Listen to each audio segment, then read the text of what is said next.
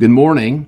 You read verses 6 to 13, and now we're really getting into the real core of what it means to be in the world, but not of the world.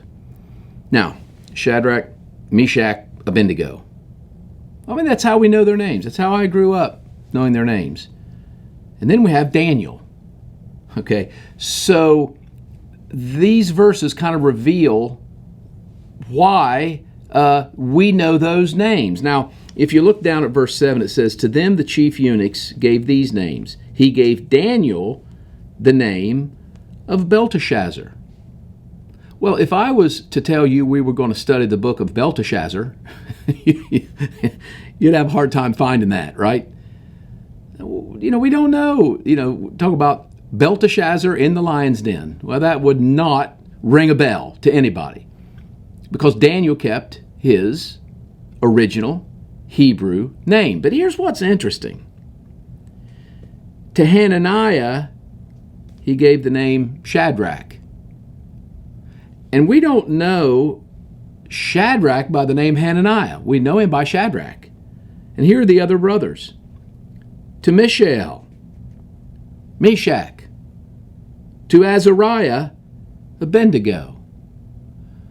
So I thought it was really fascinating that Daniel is known by his original Hebrew name, but yet Shadrach, Meshach, and Abednego, they're known by their given Babylonian names. Well, how do we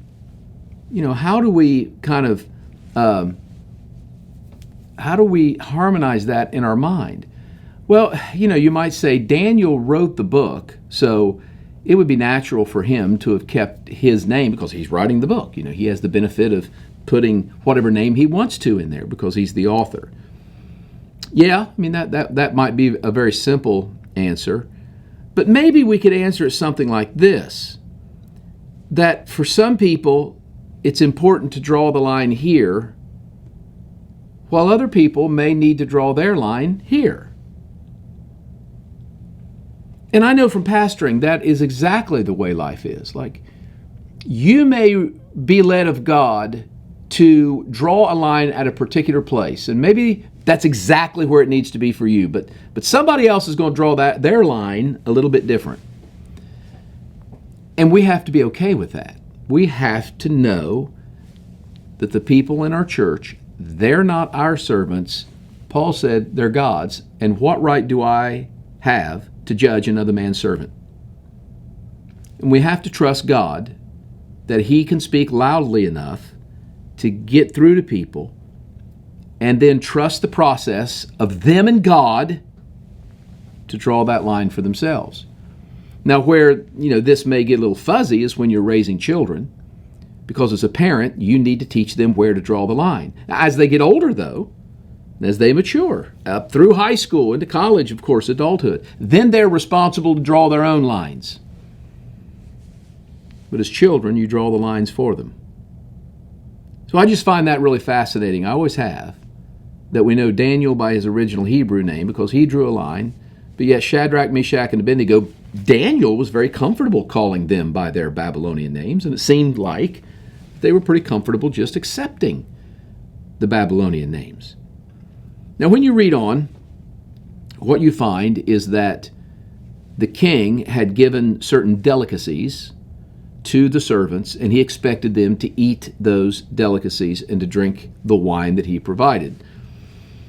Well, this was Babylonian food, and so Daniel, Shadrach, Meshach, and Abednego, they decided, no, we're not going to eat that food. We're going to parse through the food. So we're not going to have the little sausage links that you've given us. We're not going to have the little bacon-wrapped filet mignon. As good as that sounds, we're not going to do that. We're not going to have the shrimp, but we're going to have this. And we can eat the vegetables. We're going to drink water.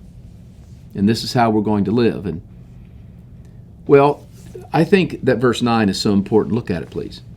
Now God had brought Daniel into favor and goodwill of the chief of the eunuchs. Now, the word goodwill there could be translated kindness. The favor of God is not like magic pixie dust that God sprinkles on us. The favor of God is the revelation of kindness through us. We should be kind to everyone. We should be kind to everyone. And it's the kindness that we reveal and we show people that actually gives God the ability to move in that kindness, because God can't move in hate. God doesn't move with frustration. God doesn't move in exasperation. But God can find a flow in kindness into the hearts of people to give you favor. And so the lines that Shadrach, Meshach, and Abednego and Daniel were going to draw in parsing through the food, this is unclean, this is clean, which, by the way, for 21 days, like, we did that. We said, no, we're not eating meat. And so that's going to be off the menu for us. And what does that do? It really trains your brain, I think, to think in terms every day, more than once, about your relationship with God and about the fact that it's necessary to parse through life with some nuance, with wisdom, with a lot of effort. And that's one thing that I notice about people. We don't like to think. We'd rather be told what to do. That's not really the way Christians conduct themselves in the world, because we are filled with the Spirit. So we have teachers and we have people instruct us, obviously, but this is what I'm doing on this video. But you've got to make some decisions for yourself. And so that's what it means to parse through your life and say, well, this is off limits for me. Well, what about him? Don't worry about him. Well, what about her? Don't worry about her. Maybe it's not off limits for them. That's between them and God. Your life is between you and God. And all of us have a necessity, when we're trying to be in the world but not of the world, of parsing through life like these men did with the menu, and say, this part we'll partake of, but that part we won't. And in order to do that in the world without looking hypocritical, without looking judgmental, in order to do that in the world, and you know this, in order to look like we're just not being holier than thou, self-righteous people, the way you do that is being kind to everyone, even the people that partake of the whole menu, even people that adopt the Babylonian name, even people that speak the language and read the literature, even the people like the person here that is the chief of the eunuchs, even that administrator that was purely Babylonian, purely an idolater. Daniel was kind. And it's that kindness that God used to give him favor. And so they put God to the test, and Daniel basically said, examine us in a couple of weeks, about a week and a half actually. Examine us, look at us, our countenance, our body, the way we think, our brain, the way we're conducting ourselves. Look at us. Look at us. And see the difference. Well, isn't that exactly what we're to be doing in the world? Like parsing through, drawing lines, not being of the world, but through kindness, creating goodwill and favor, so that we can say with people, you can look at my life, examine my life. Let God raise you up as an example of what a Christian really looks like. Be that kind of person.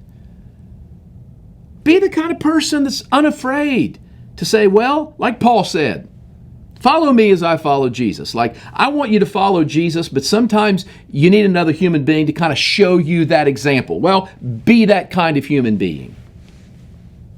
Be that kind of Christian that is able to say, check me out over the next couple weeks. I'll live the way I know to live. And when we're done, let's see whose life is more reflective of the wisdom, the knowledge, the learning, the favor, the kindness that you're looking for. So that's today's lesson. We'll see you tomorrow.